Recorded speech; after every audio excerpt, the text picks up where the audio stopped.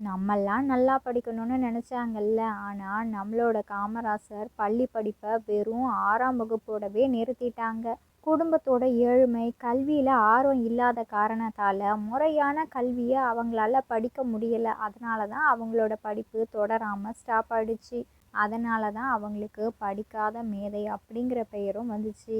ஆனால் படிக்காத மேதையாக இருந்தாலும் அவங்களோட சிறந்த எண்ணங்கள் நம்மளோட வாழ்க்கையில் எவ்வளோ பெரிய உச்சத்தை தொட்டிருக்கு பார்த்தீங்கள்ல.